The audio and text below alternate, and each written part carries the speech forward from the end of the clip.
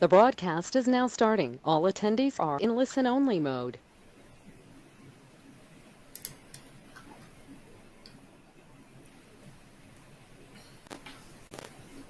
Good afternoon, and thank you for joining me for this afternoon's webinar, Special Topics in English Learner Programming.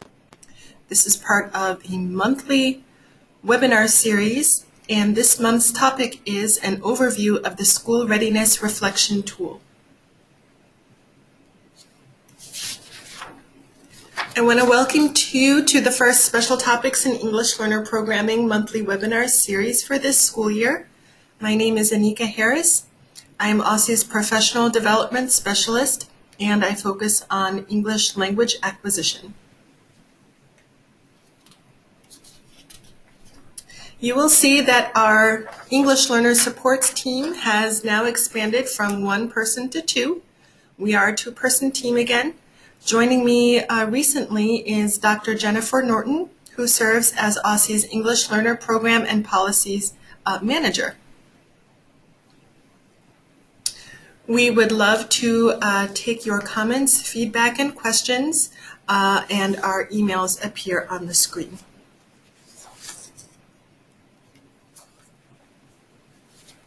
We just want to let you know, now that our team is up and running, we provide the following to you.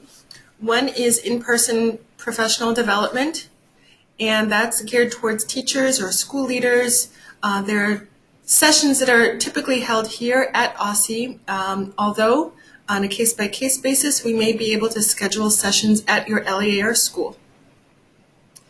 As you know, because you're tuning in right now to a monthly webinar, I host a monthly webinar series that's held the second Thursday of every month. Technical assistance, I like to refer to it as program support. This is an offering that's designed based on your specific needs. If you are an EL POC or an English Learner Coordinator, we can work with you to do some consultation and problem solve together to achieve your desired outcomes for your EL program. That on-site support can include us coming to you at your school or LEA to have a discussion around data, planning professional development. We can also conduct classroom observations and provide you with feedback. That includes classroom observations of EL specialists and classroom teachers. Finally, we would like to direct your attention to the new English Learner page on OSSE's website, and the link is provided for you there.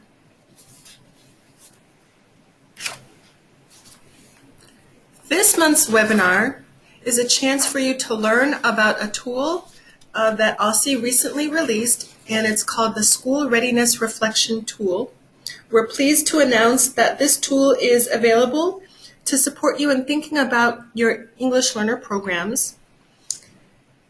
What's notable is that in Appendix E of the updated document Delivering Education Services to English Learners, Appendix E is the School Readiness Reflection Tool. So we encourage you to go to Delivering Education Services to English Learners. The link is at the end of this webinar, and you will find in Appendix E this tool that you can download, mark up, do the rankings, and you'll see how that can be used during this hour. During this month's webinar, we'd like to let you know that if you're supporting English learners, then this is a tool that can provide you with Every Student Succeeds Act, or ESSA transition planning, specific to supporting ELs. This tool calls out appropriate services and access to quality education. In this webinar series, we'll be referring to the tool. Specifically in this session, I'll share the background for the creation of the tool. I'll quickly review each of the tool's 21 sections, and I'll share a method for LEAs and schools to evaluate their EL programs with the tool, and then explain how you can receive further assistance and training with it.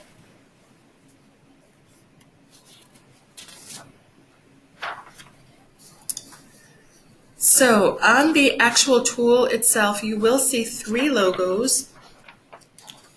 And the 3 logos highlight that the creation of the tool was a joint effort between OSSE, the Mid-Atlantic Equity Consortium, and IDRA, or Intercultural Development Research Association, their southern branch, which is located in Texas, also assisted with this. The funding for this tool was through a federal grant made to the Intercultural Development Research Association by the U.S. Department of Education. The content in the tool doesn't necessarily represent the policy of the U.S. Department of Education, so please don't assume that there's endorsement of this tool by the federal government. Now, in school year 2016-2017, OSSE developed a state plan to address the mandates in ESSA, which is a Federal Education Act. The Act highlighted the needs of English learners and their families and required DC to think carefully about how we support English learners in education settings. OSSE wanted to craft a tool that would facilitate the shift in EL programming brought by reauthorizing the ESSA, or Elementary Secondary Education Act, which is formerly known as No Child Left Behind. There's a highlight on EL programming in this act, now that it's been reauthorized as ESSA. The sections of the tool reflect thought partnering with the Mid-Atlantic Equity Consortium and the Intercultural Development Research Association South. Those thought partners included national experts in English as a second language, civil rights, and those who are experts in working with culturally and linguistically diverse learners. I piloted the tool last year with LEAs who were selected based on a variety of criteria, including the number of English learners, state test performance, and location. The pilot included on-site training, classroom observations and feedback, and a follow-up visit. So what I present to you today incorporates some feedback from the pilot.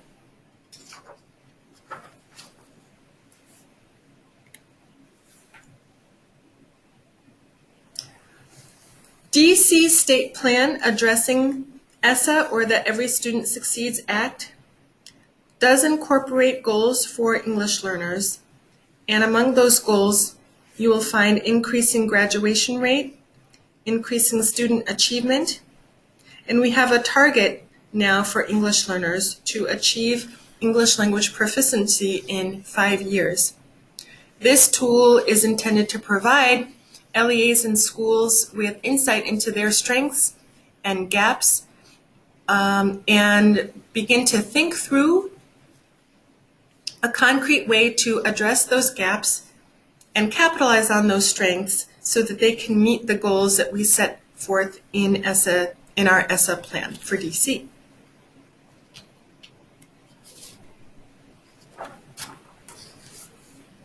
There's a rating system within the tool, and we highly recommend that school-based leadership, EL program coordinators, and other relevant school-based staff come together to complete this self-assessment.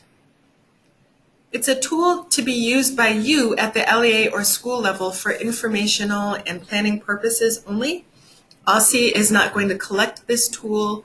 We're not going to ask you to produce the tool. We're also not mandating that you complete the tool, but it's highly recommended that you at least take a look at the tool, take a look at the 21 sections within it, and think critically whether or not your English learner program is meeting the elements within each of the 21 sections. And of course, you are highly encouraged to complete the assessment and rank yourself, reflect on what you need to do, and then come back after having done some work on the EL program and rank yourself again to see where the improvements have been made and where the gaps lie. So in the blue graphic at the bottom of the screen,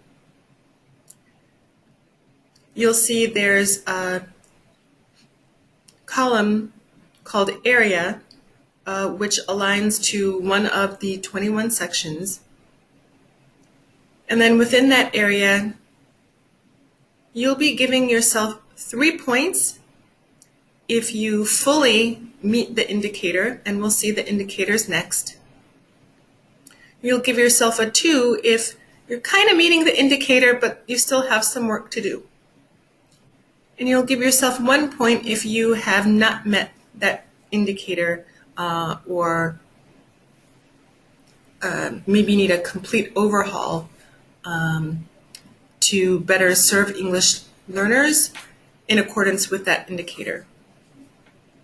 Next, there's a column that reads Actions Required, where you can input notes about how you will actually put your plan to get a 2 or a 3 in that indicator. The next column is Timeline, for you to write notes about how long it will take for you to do the work to make growth in that area. And the last column, which reads Staff Responsible, is a space for you to think through and then notate which staff at your LEA or external partner can assist you in making growth in that area. Once the tool is complete, you'll be able to fill out the summary chart, which appears at the end of the tool, by adding the totals for each area and then summarize your results in narrative form. So let's look at each of the 21 sections. The first section is Enrollment Procedures and Protocols. This is a section that covers the enrollment forms and the processes to complete the forms.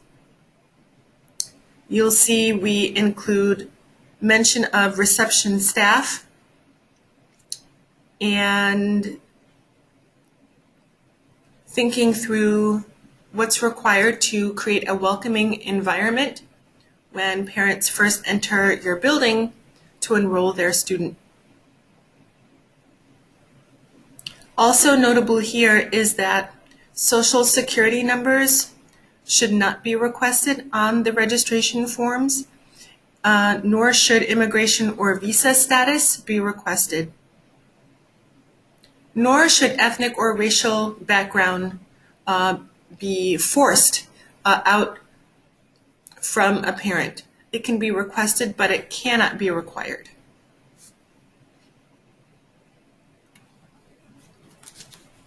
You'll see as we cover these sections together that they more or less flow in sequential order or chronological order from the summer time when you're thinking through what you need to do to shore up your EL program or what you need to do to get started with your EL program, all the way from the time students first come into the building to sit in class for the first day to the end of the school year. Section 2 covers the home language survey. And that survey's administration is part of the English learner identification process. Notice that the first area here says the school must administer OSSE's home language survey, including our new 4 families cover sheet, to all students, regardless of what language they speak or what language the staff member thinks they speak.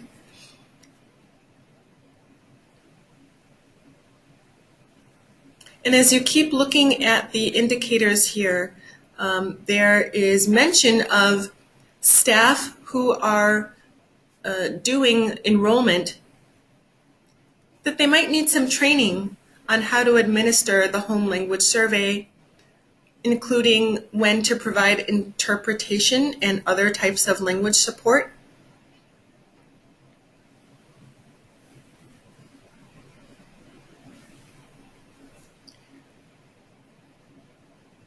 Identification here means identifying who should be screened for eligibility in an English learner program. So identification does not mean identifying who is an English learner right now. We're only trying to figure out which newly enrolled student needs to be screened for eligibility into an English learner program. On OSSE's new EL page on OSSE's website, you'll find a link for a brief webinar that trains on this new iteration of our home language survey, the requirements, the administration processes, and we cover what the new cover sheets are all about. Again, there are 2 cover sheets for families, goes to families filling out the survey, and there is also a cover sheet for LEAs so that you understand the purpose of the survey and how to administer it in a manner that's uniform across the city.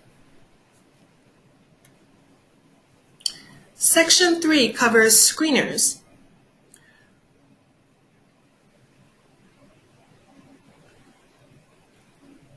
It's important to note that your school or LEA, when screening students who have been determined to be eligible to take an English language proficiency screener, are using an OSSE-approved screener. And for more information about that, you can visit OSSE's website. Additionally, you can reach out to Michael Craig at michael.craig@dc.gov, who is our assessment specialist. His information appears at the end of this webinar.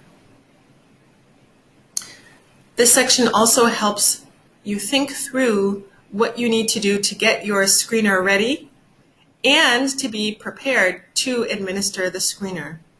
There's also mention at the bottom about the parent notification letter, which is a federal requirement.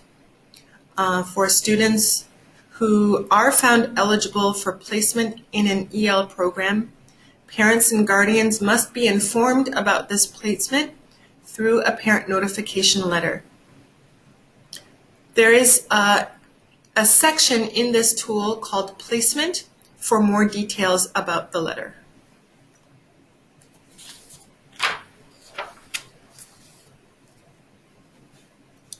After students have been screened and the school or LEA determines which students, if any, are eligible for placement in the EL program, then they move on to Section 4. Section 4 helps think through the placement process. Are English learners being placed in age and grade appropriate situations that will allow them to access core content and support their English language acquisition?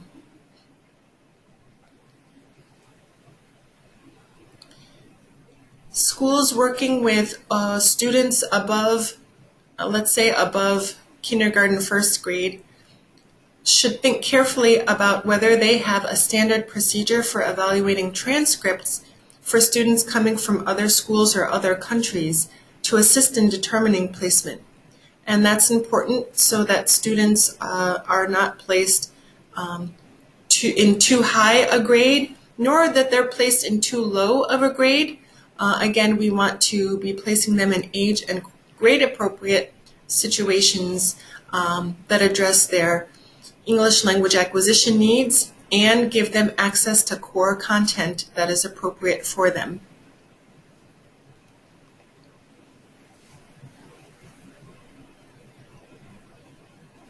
Also, a very important part of the placement process is thinking through the use of screener data to help appropriately place a student in both an EL program and in their content classes.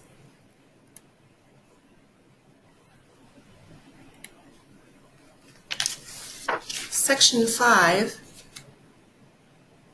goes into the EL program, which here is titled the Language Assistance Program. Here, schools and LEAs are asked to think through what model of language assistance they use, or what is the instructional model that characterizes their EL program. For many LEAs, that's a hard blank to fill out. However, if there is no model, it's quite probable that the EL student will not make sufficient progress in their English language acquisition. Again, we have set new goals, such as the goal of ELs reaching EL proficiency in the span of 5 years. Without a model to follow, it's kind of hard to make the case that the students at your location are going to meet that goal. And for assistance with thinking through what model will work for your program, we do encourage you to reach out to us so that we can thought partner with you on that point.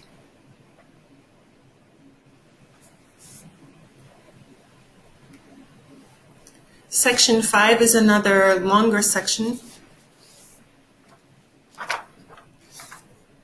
with items including creating individualized English language development goals in the 4 language domains: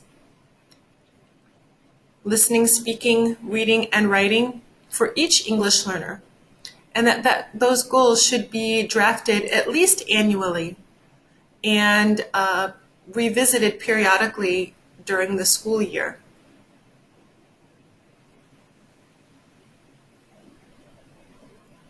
When drafting goals, the goals can be shared with each teacher that the EL works with that school year, including related service providers, if applicable.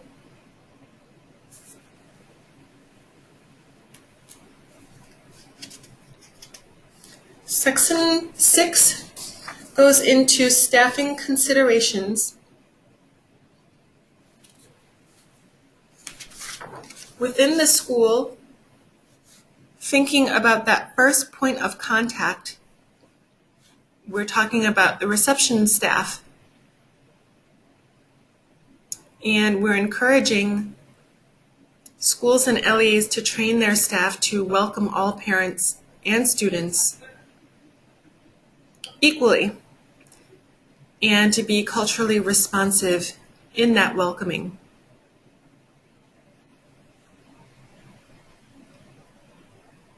English learners don't just stay in an EL program generally.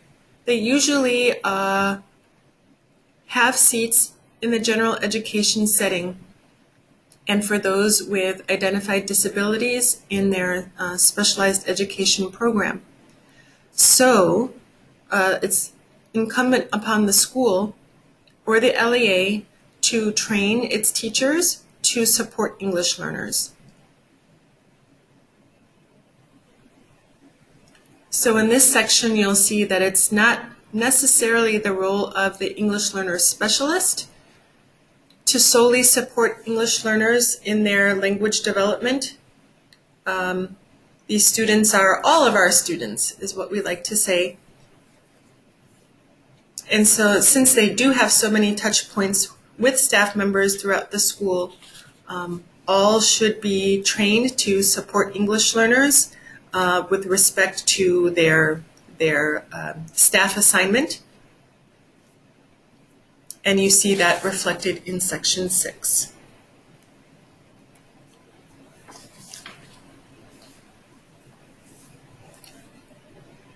Section 7 goes a little bit more into staff training.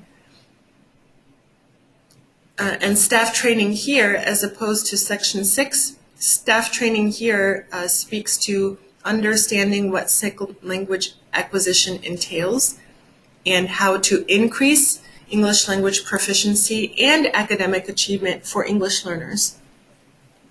In Washington, D.C., we align ourselves with the WIDA English Language Development Standards.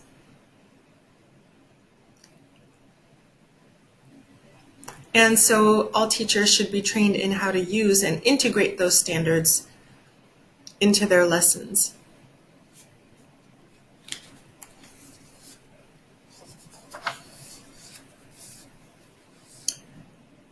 It's very important to provide English learners access to the core curriculum.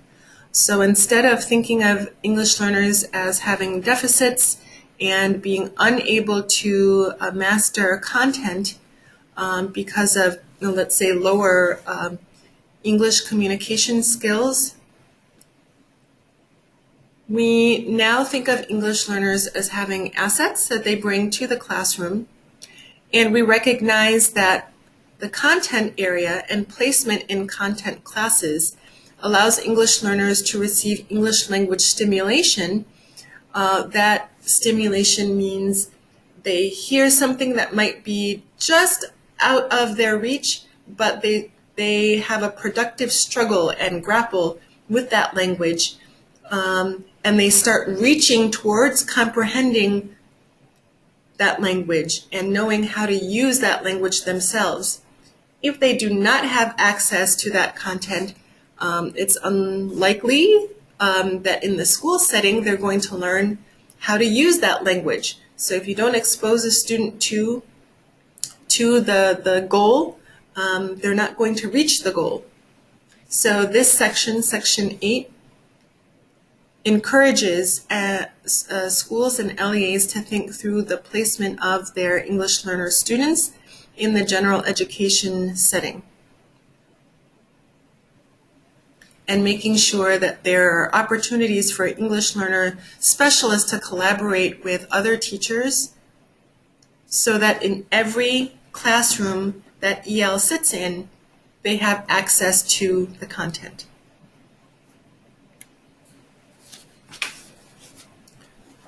Section 9 speaks to materials.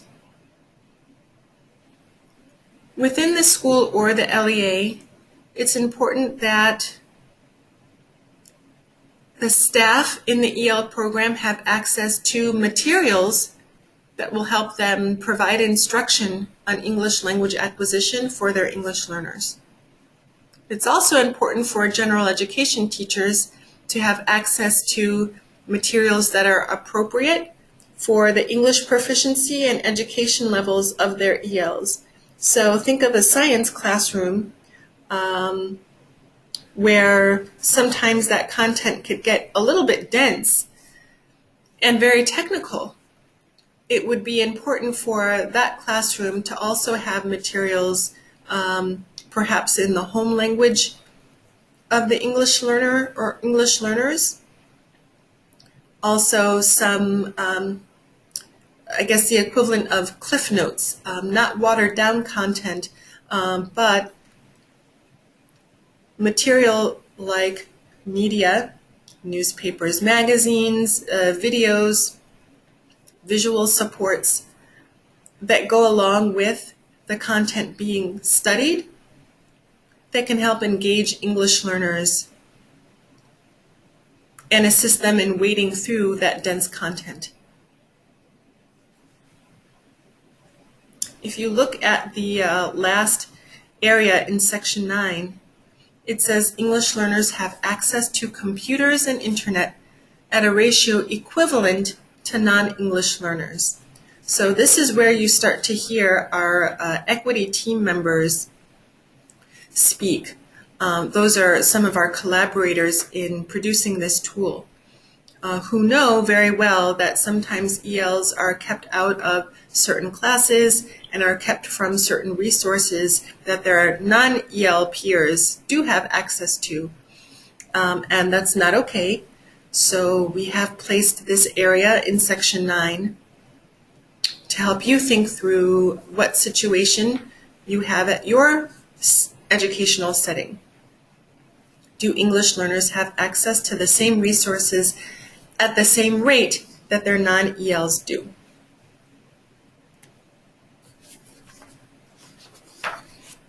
Same thing with 10.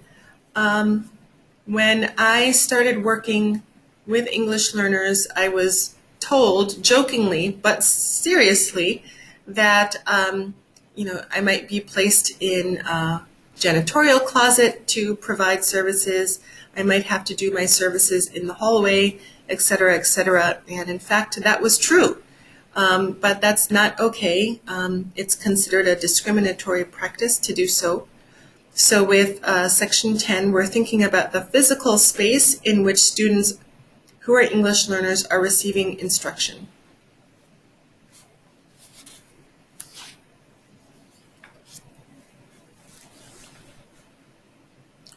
Section 11 is on assessment.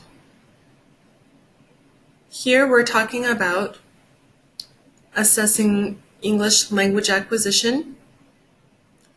In DC, we assess English language acquisition with the WIDA Access for ELLs assessment, and that's given annually every spring. That's a mandate for students K through 12 who are currently under the EL status. Schools are also required to assess students' progress in the core content areas.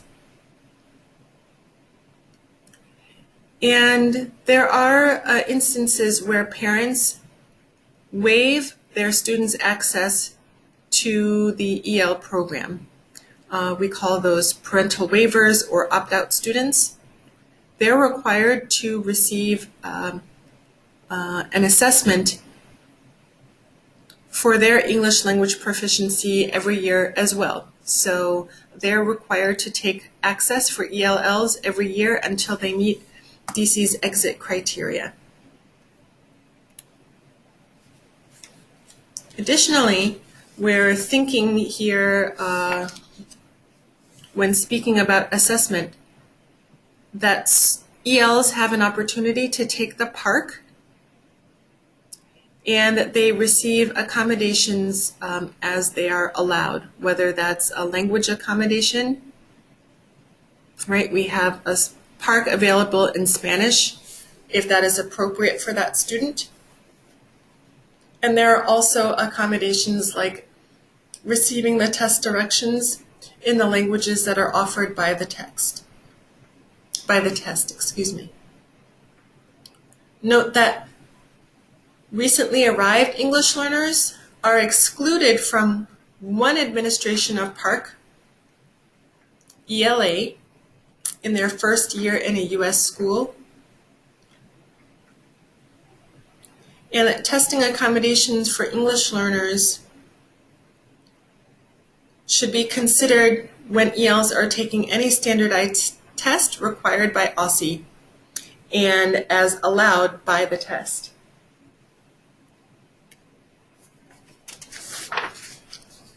Section 12 goes into exiting English learners from the EL program.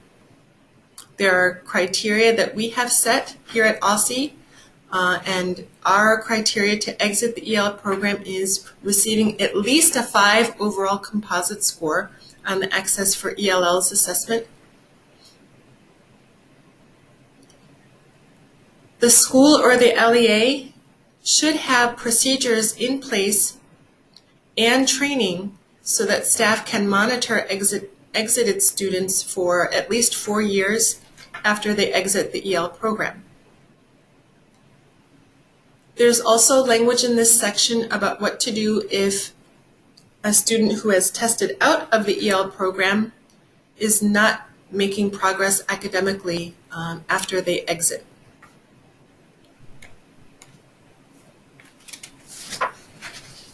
Section 13 is an area which we hope to expand upon when it comes to English learners, and that's placement in gifted and talented programs.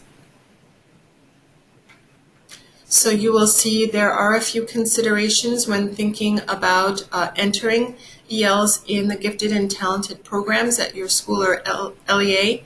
It is absolutely possible for ELs to be in gifted and talented programs. So for those of you who do have such programs in your settings, we hope you take a look at Section 13 and consider the considerations.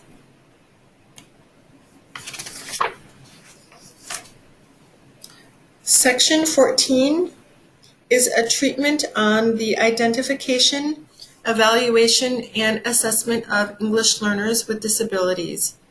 And this section includes what the thought process will be like for the school or LEA for a student who is not yet identified, but where the educational setting is thinking that maybe this student needs to be identified. So the steps are more or less in sequential order here.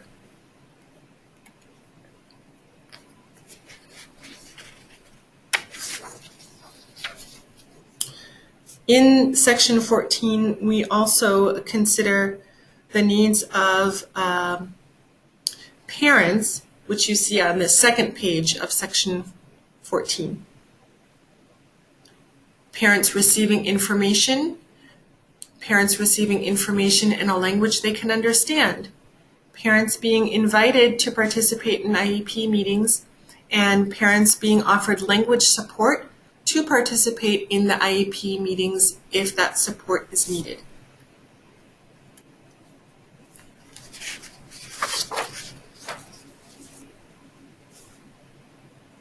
Section 15 is an area where schools across the country struggle, and that is in communication and building relationships with parents of EL students.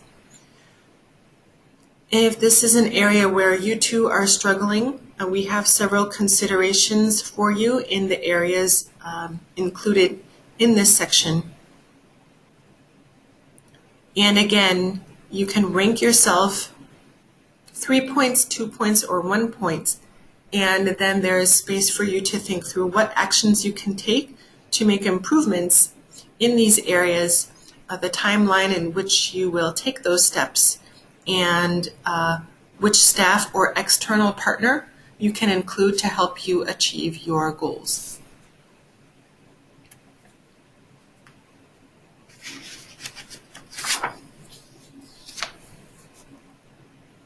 Section 16 may be new for some people. Likely we're all thinking about this, but we don't really see it on paper, and that is an equitable opportunity to learn. The idea here is that students received academic support and also counseling. They need to meet their graduation requirements and to be able to move from grade to grade. We're also not in the practice of tracking EL students or placing them in courses with low expectations for success. For example, placement in remedial classes where remediation isn't needed, rather English language support is needed to be successful in the content areas, and exposure to the content areas is needed for the student to rise and grow in their English language proficiency.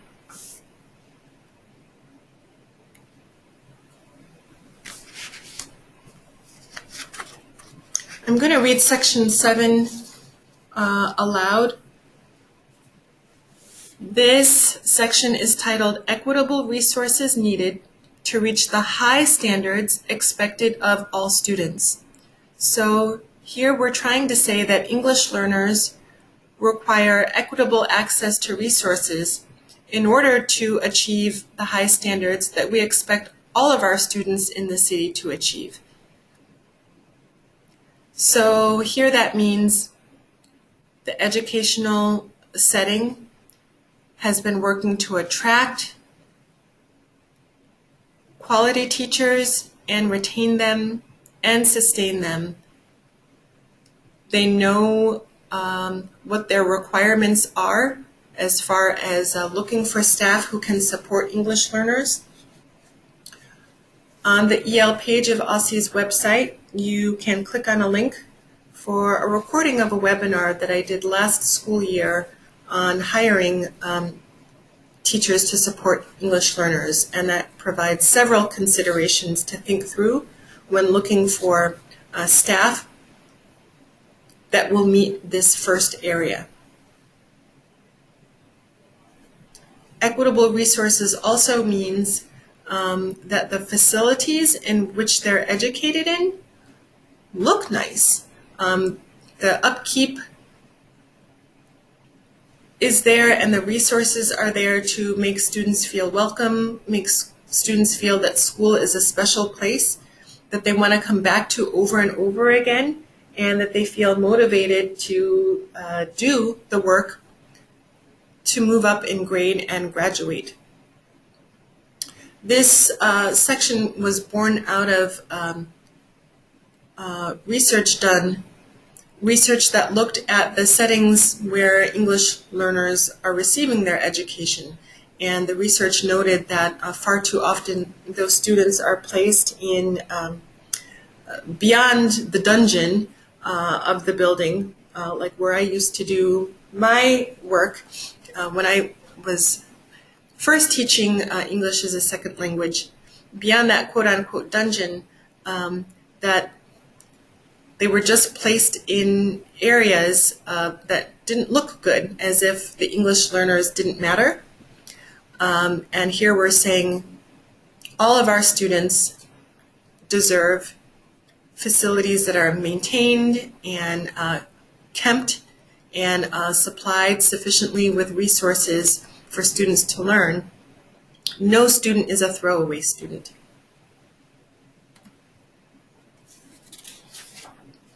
And continuing on that point, the environment in which English learners should be in every day that they come to school should be accepting, should value them as individuals, should respect them, should provide support, and be safe. The first section in this area is that English learners are not represented at a higher proportion for referrals and other disciplinary actions. If that is the case, as you're doing your reflection, give yourself a score accordingly, and then think through what actions you need to take, whether it's a dive into why they're being referred, if there is a basis for it, and if the reasons just don't square with the text in this area, then think through what actions can be taken to solve for that, the timeline, the staff required to make progress in this area. And if you need assistance, by all means, reach out to us, and we can help you think through how to reverse what happens to be a national trend.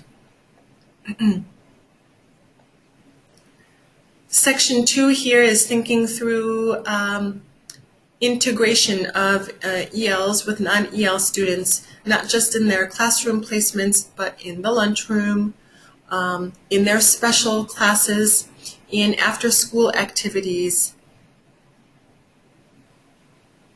right?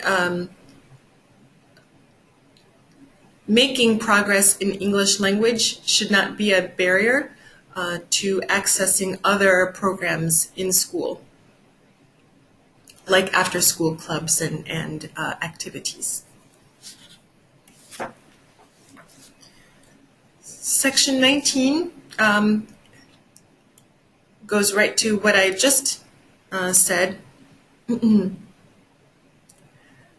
Beyond access to extracurricular activities and school meetings, parents should also be apprised of these other opportunities, and parents and students should be apprised of what they need to do to go to college or to go on to study a vocation. Parents should know so that they can support their students in completing applications and seeking the financial aid that they may be eligible for to go on to college or post-secondary preparation, including vocations. Section 20 is on program evaluation.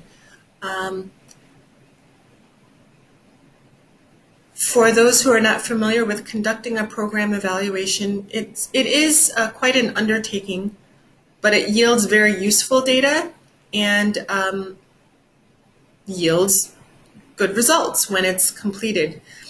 School administrators can help their English language points of contacts and EL coordinators design an evaluation protocol. So this reflection tool was not meant to be a program evaluation. It is a little more in the way of a checklist so that you can see what a well-rounded EL program entails.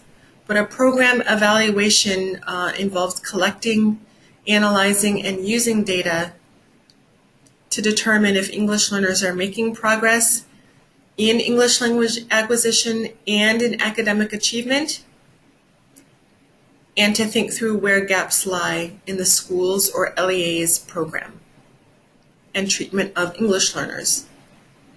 If there are gaps, then the school should be using data to fill those gaps and make revisions and improvement to the language acquisition and language assistance program, and should be using data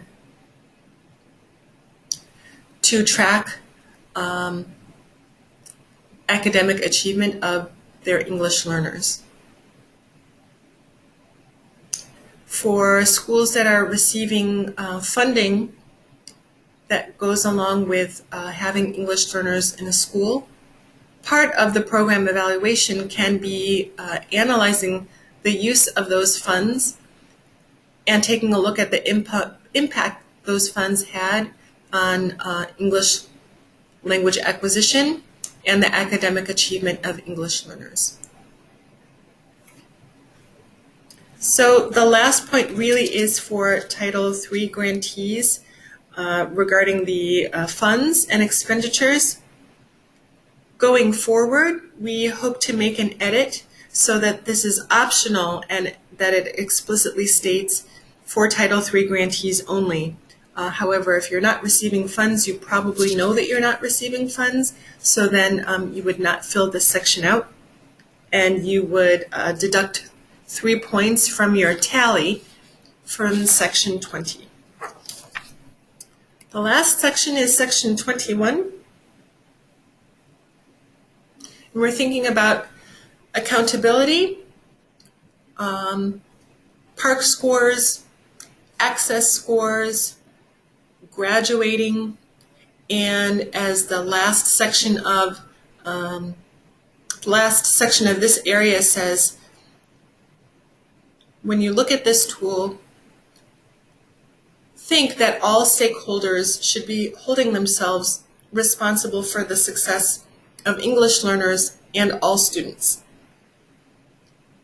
rather than thinking it's just the ELPOC and the EL teachers who are responsible for the success of English learners. So that is the tool.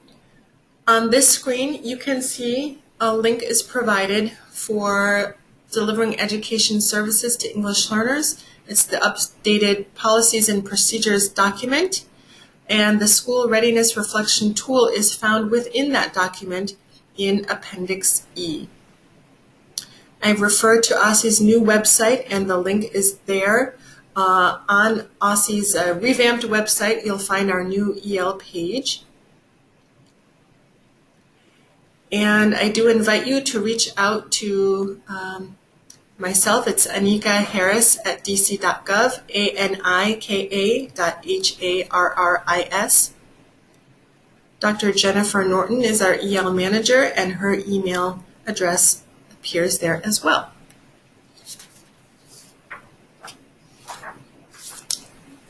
And now to upcoming events, just letting you know that we are recruiting for the State Title III Advisory Committee. The new committee will meet at the beginning of January 2019. The application is still open, and the link to apply appears at the top of the screen. If you are interested in tuning in to future broadcasts of special topics in English learner programming, Again, those broadcasts are the second Thursday of every month from 1 to 2 p.m. The next webinar will be English Learners in STEM, and I'll be capturing and highlighting findings from the National Academies of Sciences, Engineering, and Medicine, their report on English learners in STEM subjects, taking place on Thursday, December 13th. And the registration link for all of the monthly webinars appears below.